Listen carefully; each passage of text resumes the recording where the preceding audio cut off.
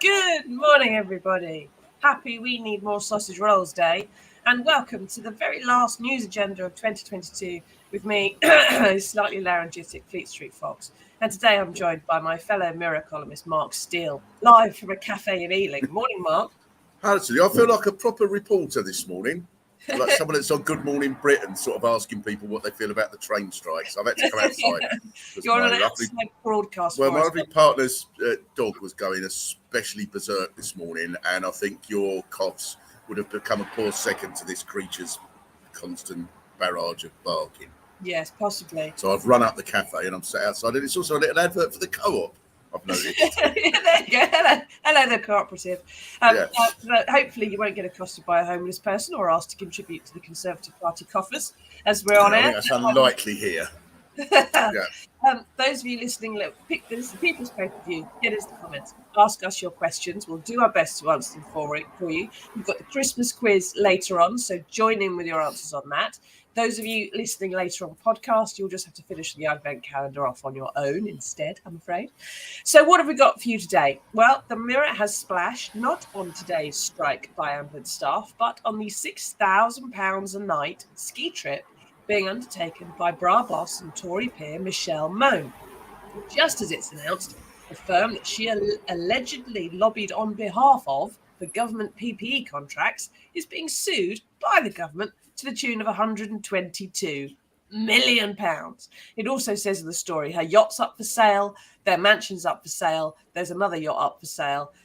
So they seem to be trying to claw some assets back in some way in order to try and liquidate a few things. But there she is having a nice ski holiday with a Hermes Birkin bag that's about 40 grand and a lovely coat that's about 1,600.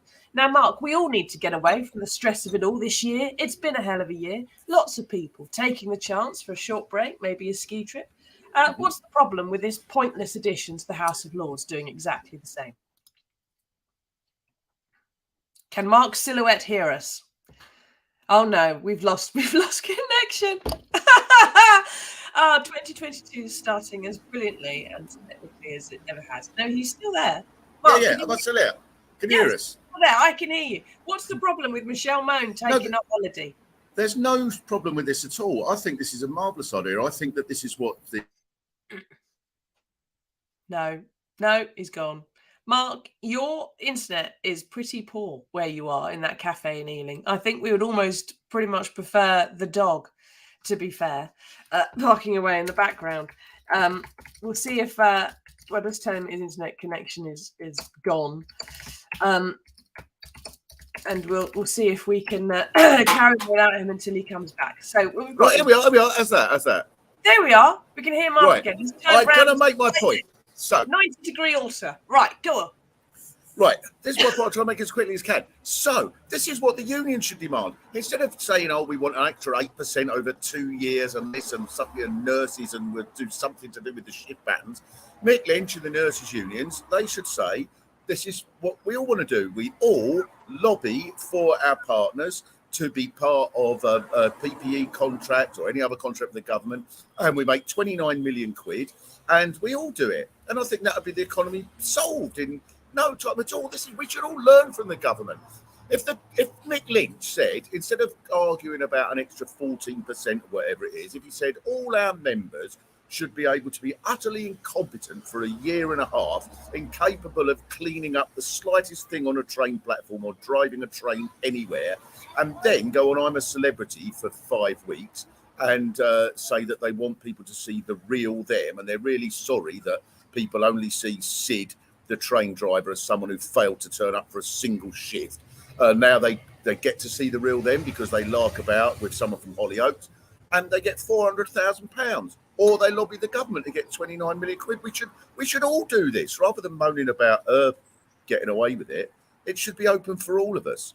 The economy would be sorted. According to Rishi Sunak's argument and his evidence to the liaison committee yesterday was that if everyone got paid more money, inflation would go absolutely wild. So can you imagine what inflation would be like if we all had 29 million in the bank? Well, I'm on Michelle's side. I think she should take that up with Rishi Sunak. He must be furious. If he thinks that, he must be furious with that. He must be so angry with his wife, who's richer than the king. What you're doing to inflation, you stupid cow! You've got to earn less. They must be very, very cross. You know, there's not just arguments about dogs barking. To be fair, she doesn't really earn anything. She just has the money, I think, his wife. Don't think she's got a job.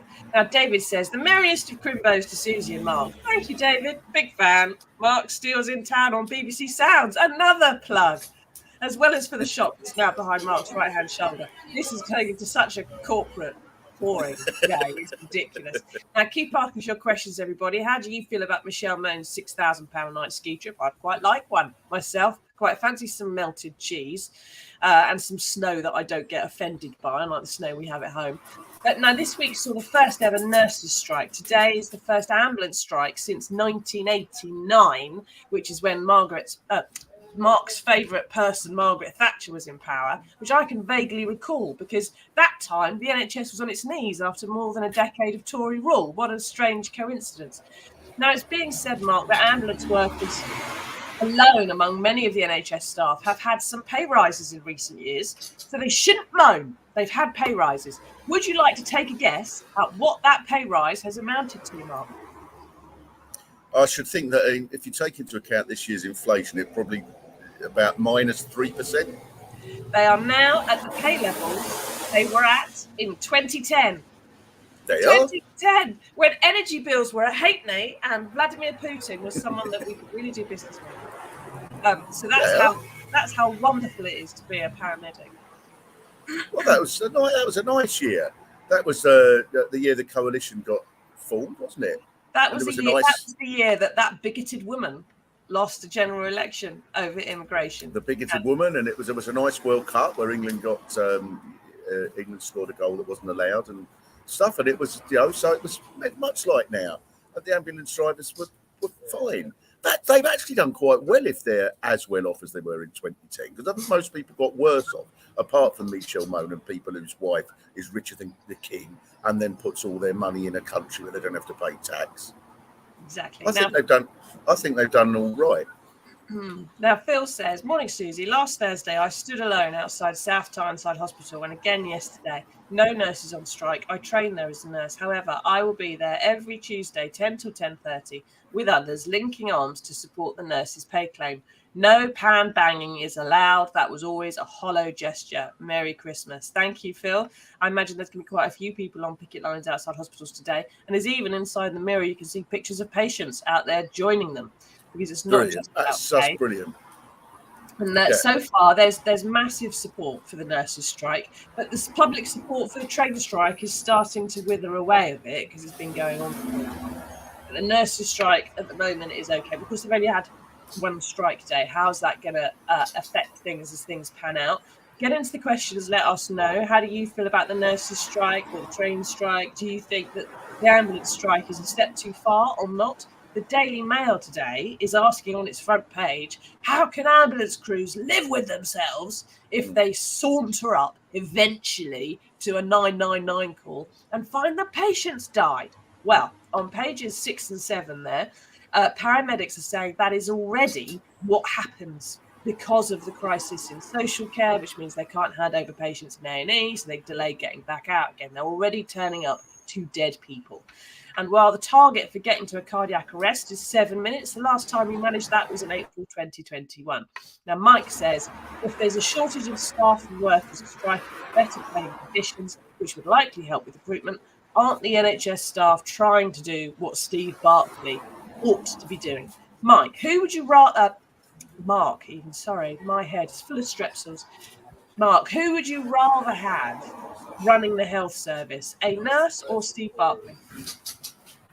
A striking nurse, I should say. Yeah, we the nurses, I suppose the nurses, but we clapped for them, didn't we? And that Oh, his internet's gone again. Someone's turned the Wi-Fi off. Every time he starts speaking, there's someone in that cafe who's out to get him. Can you hear us, Mark?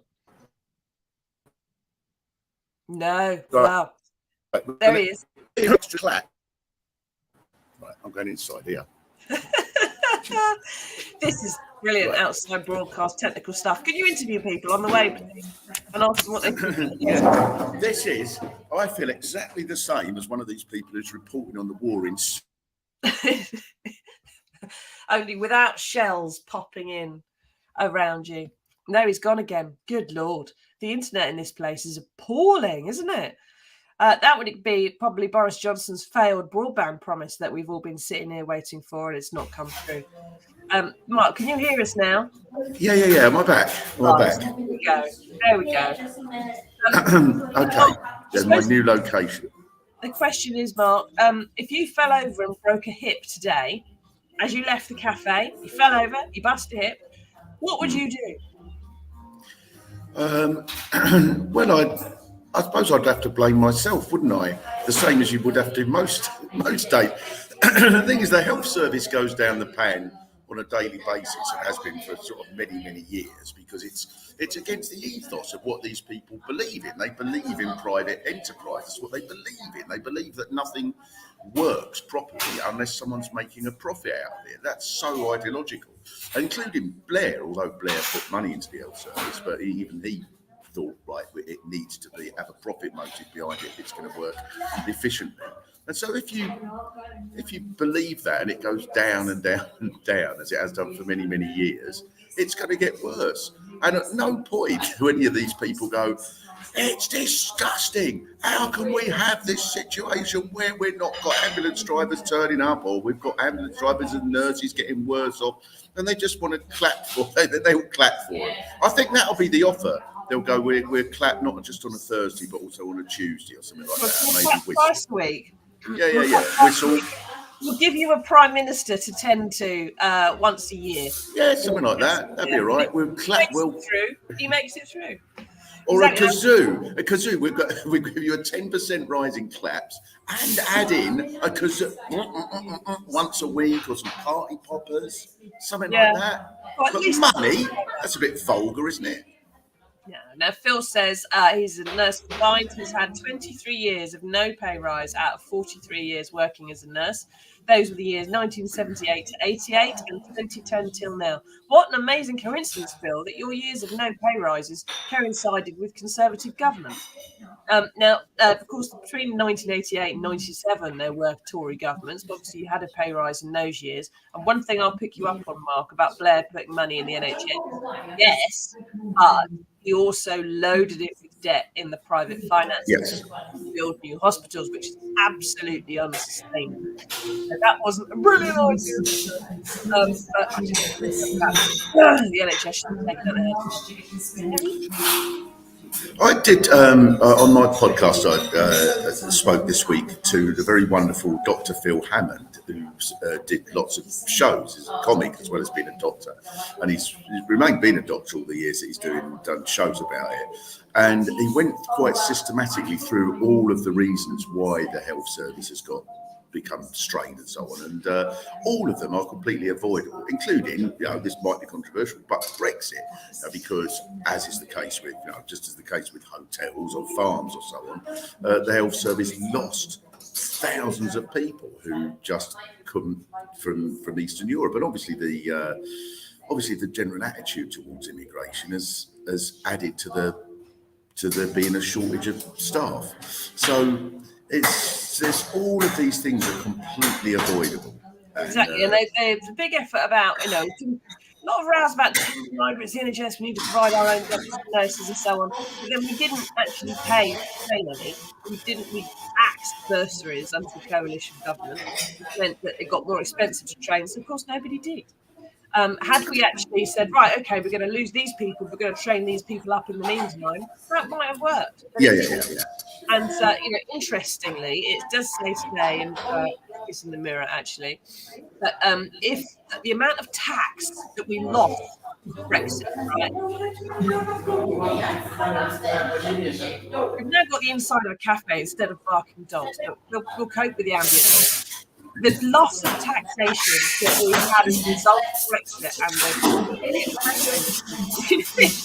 the cutlery banging away in the background, that would have paid for a public sector pay rise for everybody in the public sector with some money left over. If we hadn't Brexited, we wouldn't have strikes, Mark. Yeah, I'm sure that's right, and you can go on and on with that, can't you? Just the sort of the PPE contracts that were parcelled out to people on such grounds that the company was run by a bloke who was the landlord of the pub where Matt Hancock went to, and such things as that. And I think that this is obviously people on the left have always said this. But I think that there is something very, very cheery about all of this, which is that, well, two things. If you sort of look at the support that you were alluding to there, that there is for the nurses and the ambulance drivers, I think it is overwhelming. Even most conservative supporters think that this is outrageous that the government has done this and supports the strikes. And the train strikes may be getting less popular, but it's still, compared to what it used to be. I remember with train strikes, they were just jokes on the telly all day about how these were the most evil people going and they're stopping you getting to see your relatives and so on. And they tried all that. And it's not working now. They're popular, and Mick Lynch particularly is immensely popular.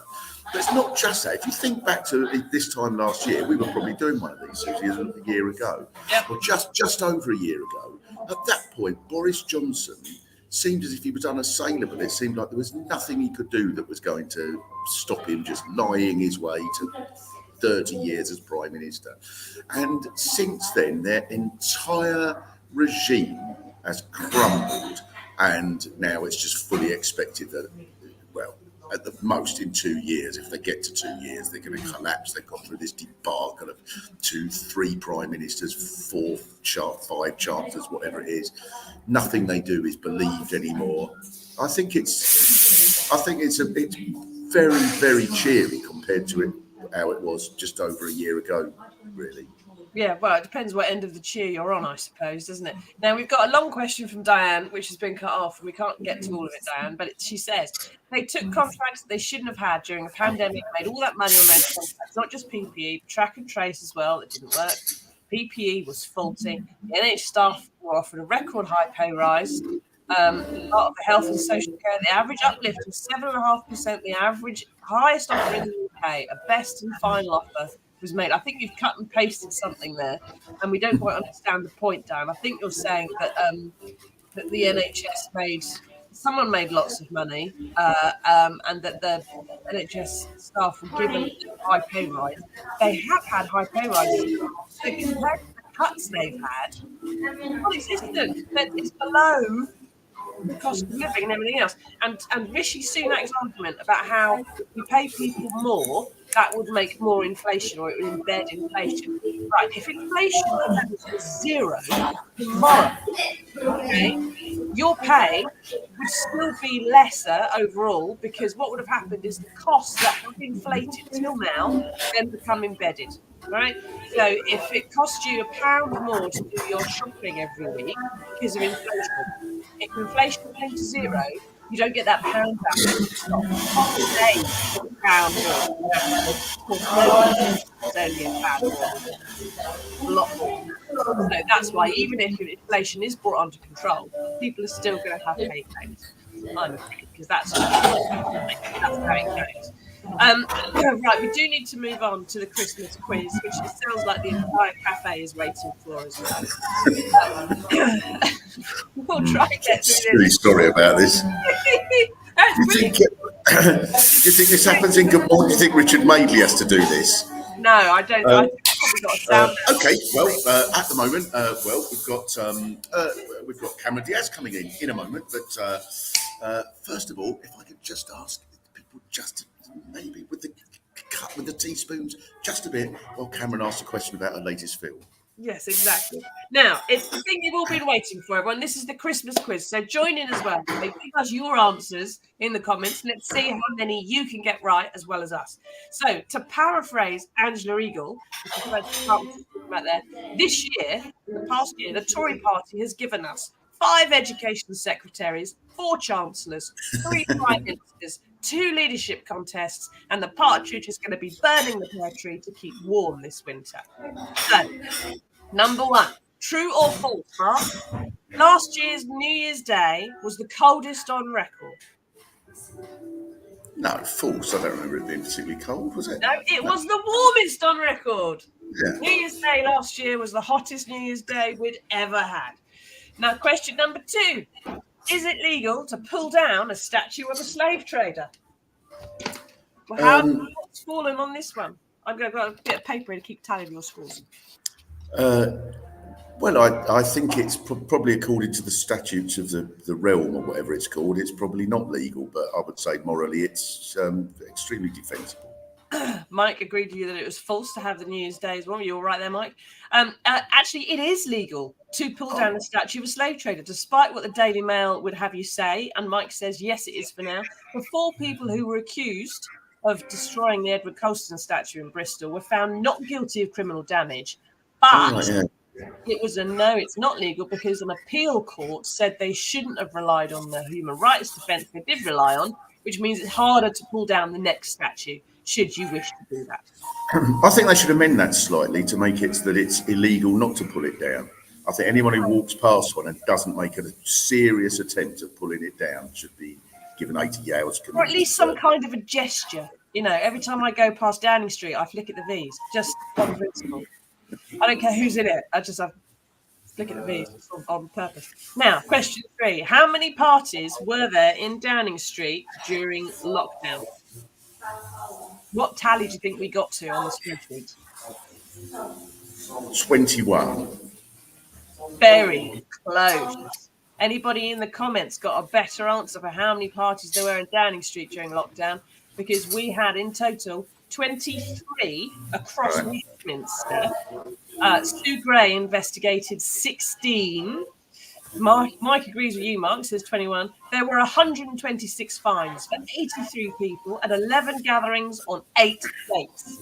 Where I went wrong there is that I counted 2 of them as not as being separate parties because they went on for 4 days. Yeah, they're clearly work events when you get to 4 days in the office, and you have to have a suitcase of wine brought in case you get thirsty on the way. But I'll let you have that. I'll let you have that point because you were very close to 21. Now, speaking of which, how many bottles of wine can you fit in a suitcase? Have you ever tried it?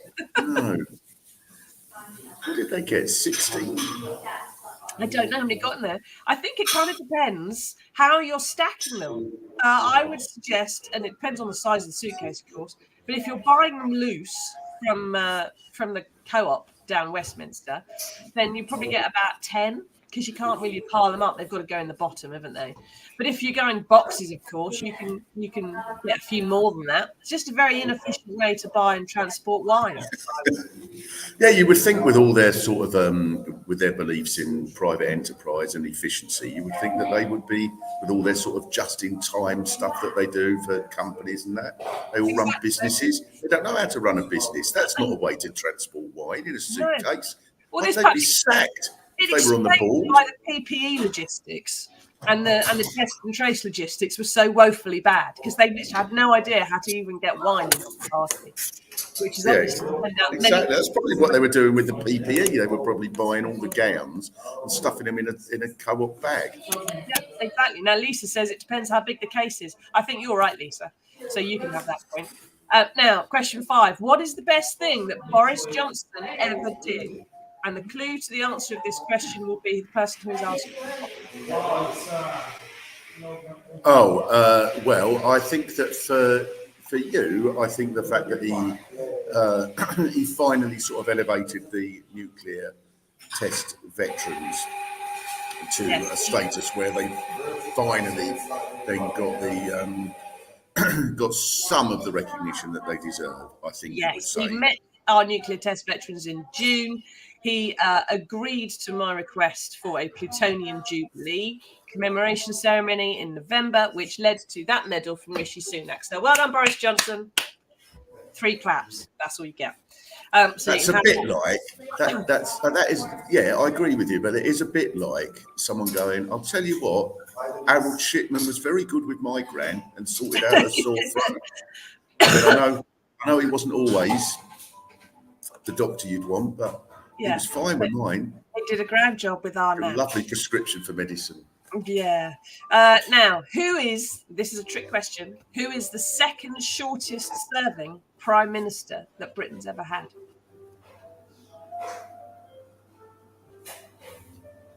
Spencer Percival, the bloke who was shot. No. So when Liz Truss had her 50 days, it was said that she had survived, or not survived, but she had actually not survived as long as George Canning, who was Prime Minister in 1827 and died 119 days after he'd been appointed. And that was because I think he had tuberculosis or something. He had a deadly disease. He didn't make it as long as Liz Truss. But he's now... Truss was 50, much better than him. Now, question 7. Who was Chancellor of the Exchequer in August? You've had a lot to choose from. You could almost name any Tory MP for this one. Zahawi. Zahawi, yay! Nadine Zahawi, Chancellor of the Exchequer in August. Well done. Question 8 is a festive one for you. Who invented the Christmas tree? And again, the clue is in the person who is asking. Because I had a night that worked with me. It wasn't your ancestors, was it, in Kent? Sadly, not in Kent, no. But it was Saint Boniface, who comes from Devon, and who went to Germany to convert the Goths, chopped down their oak tree, and said, "We need to worship white fir." And then it all came out of this. Saint Boniface, royalties are payable in chocolate money, and you're all in debit. Now, question 9: Who or what brought down? Well, in the last instant, it was, I suppose, it was Rishi Sunak and Sajid Javid resigning. But I think I think a more accurate answer was his relentless, obstinate commitment to narcissistic, sociopathic behaviour that he just couldn't seem to. That he couldn't seem to relax even when it was about to bring him down, as it should have done many years earlier. Yeah, pretty Is that much. the answer? But you could have any answer in the world. To be fair, you could say daisies, and it would be true. So you could have Sajid Javid, whose resignation it was that really sort of tipped the balance. You could say Chris Cooper, whose final sex scandal was the thing that he did for him, or you could say Boris Johnson himself. You could say Barnard Castle. I mean, throw a brick. You could literally have any answer you like there. For I thought that there were lots of people who thought he just won't go. You know, the same with Trump, that you sort of think, like, if someone's obstinate enough, they just won't go. And you think, well, no, the world is made of bigger forces than that. And they just thought he'd just be ended up on the roof of Downing Street with a gun, like Al Pacino at the end of Scarface, going, "Say hello to my little friend with a big gun." Jacob Rees-Mogg sort of chanting Latin names of flowers to try to summons up the devil or something. Oh, good Lord. Now we've got, this is unforeseen. Mike, one of our regular viewers, has asked us his own question. How did Raymond Chishti, the MP for Gillingham and Rainham, make the news in July 2022? I'm not going to Google it. You can see my hands. I always got quite an idea. What do you know it? You know these sorts of things, Susie. Do you know? I can have a stab at it, but I don't know. Do you have any idea? No, I've got a vague memory because I sort of would have thought, oh, Kent, you know. But no, I think he went for the leadership of the Tory party at some point, and then sort of stood down having had absolutely zero votes. Oh, yes. I think he had about 4 seconds of being a Tory leadership contender. Mike, let us know whether we're right or wrong, I'm sure. Now, question, you've got 5 so far out of 9. Question 10, has Neighbours finished or not, Mark? Well, no, it's been given a reprieve, hasn't it? Because someone else has bought it, yeah. Yes, it's coming back on Amazon Freebie. Whatever the hell that is, something else to have to pay for. They're going to do it as like travelling troubadours. They're going to go from village to village. Stephen Dennis in his leather jacket turning up to sing at you. Now, question 11. Did the overall IQ of the government, A, rise, B, drop, or C, remain about the same after Nadine Dorries left it? I think this is a trick question. I think mind you, she probably has said someone, I've got an IQ of 20,000 me. I bet she has. Who knows? Who knows? I think, Frank, it is impossible to tell is the correct answer. Right. We've got a baseline of 0 to start with. Who's replaced her then? Was Culture Secretary? Yeah. Oh my God, I should know because it's in charge of the media. I want to say Oliver Dowden, but I think that could be wrong. He's probably Chancellor of the Duchy of Lancaster. I have no idea. That's the thing now, isn't it? You think, oh, who's the Home Secretary? And you think it's someone, and then you look it up and you go, oh no, now they've now been put in charge of Peru. Yeah. They've been sort of shuffled out somewhere, and it's Yeah, and yet Jacob Rees-Mogg still gets quoted in places, even though he's not doing anything. It's amazing. Now, question 12. When Charles was declared king this year, there was a groundbreaking, first time ever TV moment we've never had before in history. What was it, Mark? Was it when he went berserk about the pen being broken? Was it that? No, we've never before seen a monarch. It could be. I don't angry. Pen is ghastly, whatever it was he said. No, it was. If you remember, it was that meeting of the Accession Council where you had all those prime ministers lined up in the front row, not talking to each other. Right, the declaration of him as sovereign by the Accession Council that was televised for the first time, which was in itself interesting. We had a nice picture with Tony Blair and David Cameron in the same shot. That was now, where are we? Question 13. What is the shelf life of a lettuce? Well, I suppose the literal answer is a week, but the answer that you're probably after here is it is slightly greater than the shelf life of Liz Truss from the time that she was that she got into a final pickle. Well, unfortunately, you're right. It is about a week, 7 to 10 days for a lettuce, and Liz did in fact manage 50. So but the lettuce was sort of put up there well into those 50, wasn't she? Wasn't it? So the initial insult was because that a huge chunk of that time was taken up with official mourning for the Queen. But actually, the actual period of time when Liz Truss had effectively been a prime minister and doing stuff was less than the shelf life of a lettuce. I'm glad we had her though, aren't you? I mean, it was just added to the gaiety of that. When she did her resignation speech, it was so useless. I thought if you had a child that was that useless in the nativity play this year at school, you'd just deny it was your kid, wouldn't you? Yeah, I mean, like, You go around going, it's not, I haven't got a child. It's nothing. It's not She's only not, been get off, you've nothing to do with me. days. That sheep was awful. Yeah, if everything I had wanted to do as Prime Minister had been destroyed in the space of less time than it takes for a lettuce to go a bit soggy, then I wouldn't stand out there and make a resignation speech. I just run away. I'll go out the back door and go, no, I'm legging If they'd elected an arsonist on the grounds that they were an arsonist and they had just spent 44 days burning down public buildings, they would have cost the country less money than she did. Yeah. And if she hadn't cost the country so much money, we might be able to pay the nurses. Wouldn't that be interesting? Thank you, Liz.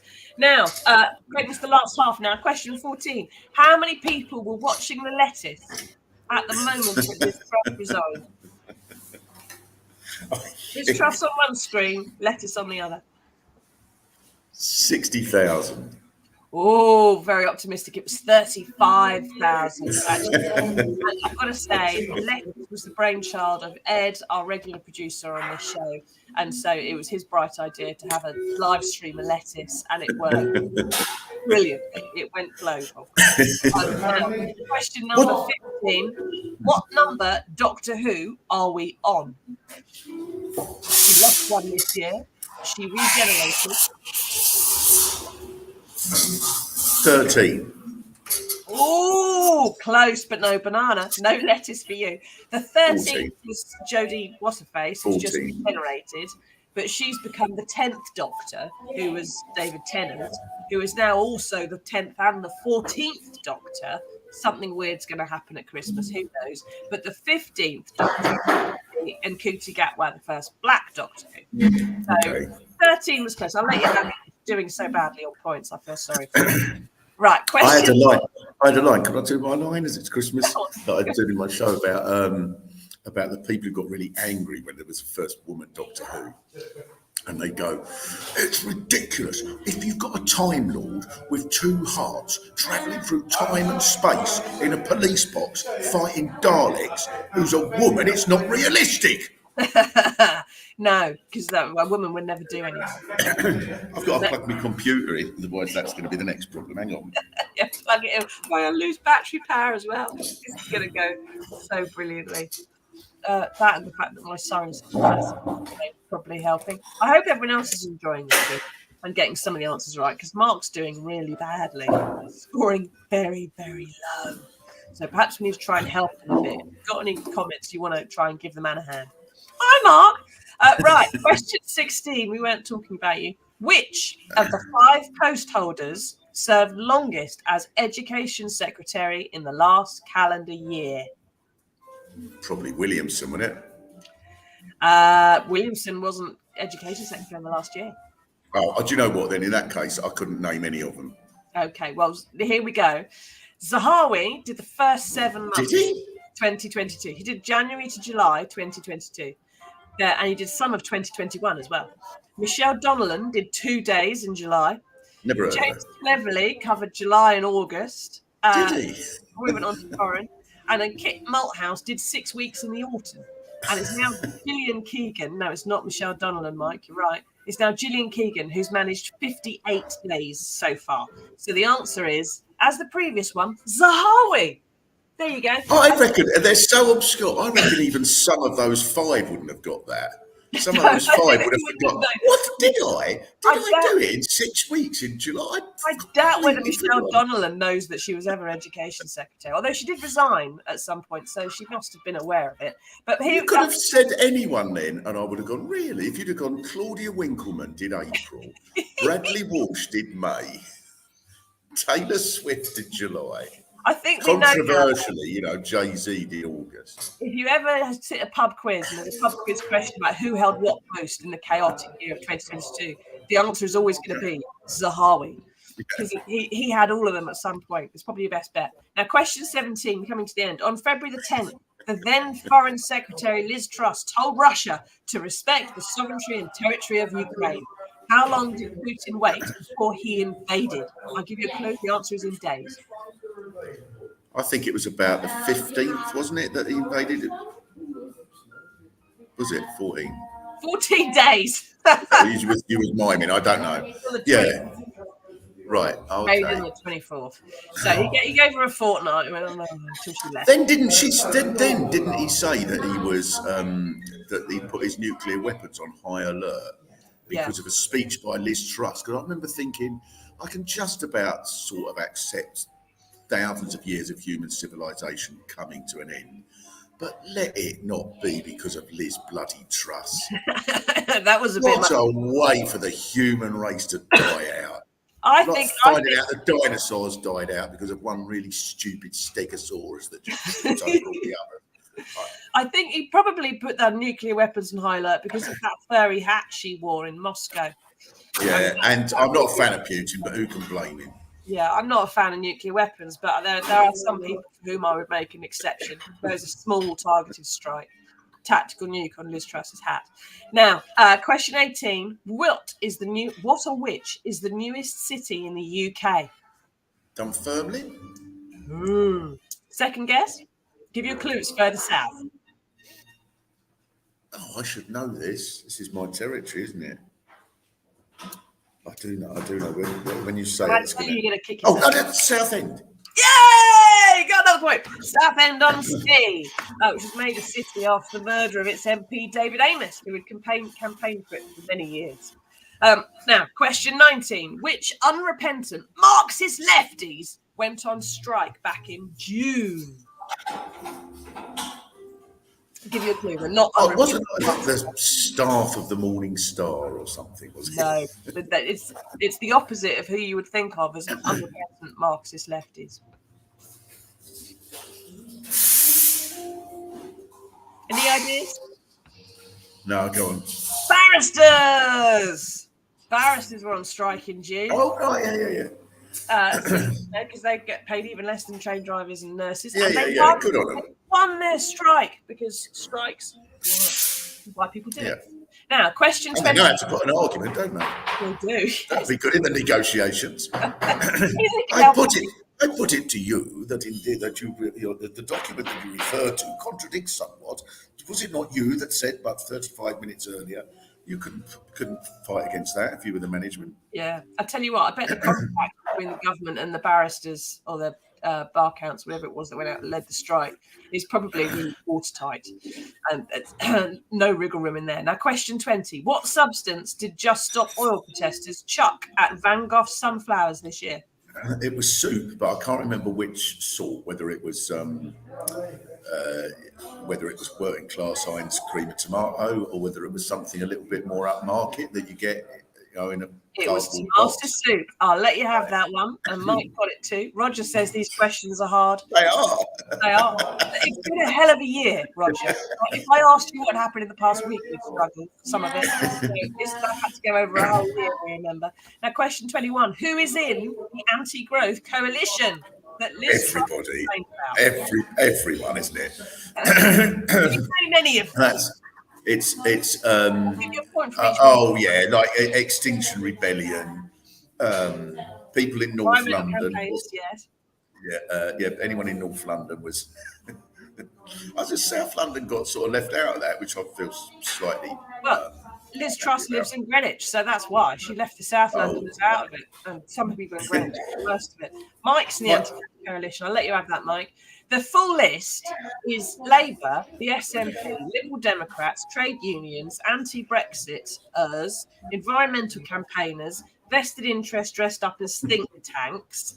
And the actual quote that Liz Truss gave in her speech is, "The fact is they prefer protesting to doing. They prefer talking on Twitter to taking tough decisions. They taxi from North London townhouses to the BBC studio to dismiss anyone challenging the status quo.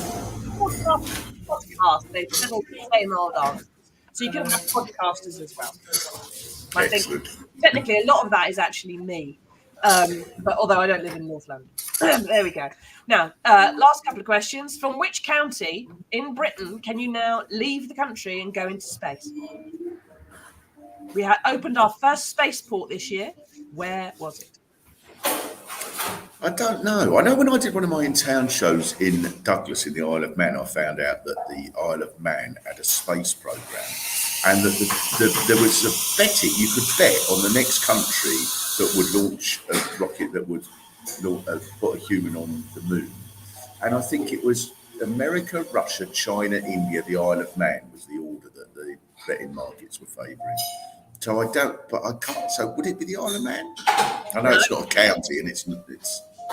No, I don't know what it is actually. It's a province, principality, something like that. It's not a county. No, it's Cornwall. Cornwall has it. Lisa's got it right. Lisa's got 2 points so far. Well done, Lisa. Mike's got it as well. Mike's got fistful of points. They're all doing very well. So no, it's Cornwall, which you can leave Britain and go into space.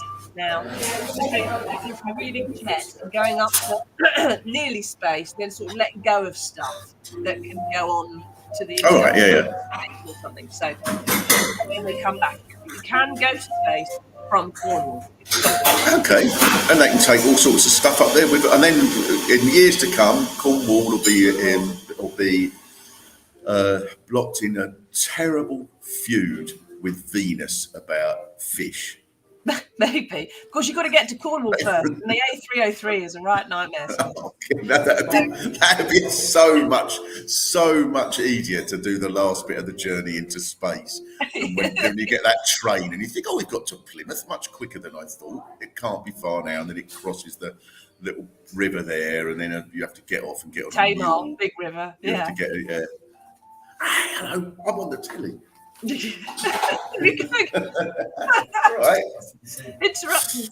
And yeah, so if you could only get into space somewhere near the Stonehenge bypass, then you'd be all right getting down to Cornwall. But as it is, you're stuck. Now, very last question and the most important one, Mark. Team Vardy or Team Rooney?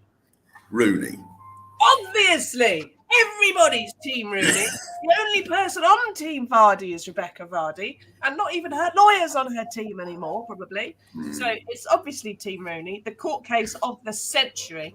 And out of those 23 questions, Mark, you scored, wait for it, 12 points. Given that most of them were 50-50, that means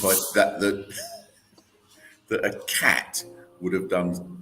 Yeah, you could have tossed a coin and got better, more authoritative answers. But I think Mike did very well, and Lisa stonked it. I've got a bit of inside information on the Rebecca Vardy story, but go on, tell us. No, I can't on air. We'd all be sued. But tell us later. If only we had some idea as to whether she likes to take people to court or not. Yeah, tell us later, and we'll make some kind of allusions on Twitter about what we don't know. All right, we're going to skip good news because we've well overrun and my mum's about to turn off. So thank you, Mark, for taking part. Thank you very much for everyone for turning up. Thank you to Backstage, Ed, Alia, Charlotte, our new recruit, Sam, who produces and does all the technical stuff backstage, to Matthew, Tanvir, Yara, who do our social work and does all the organising and organises our guests. None of it could have happened without you.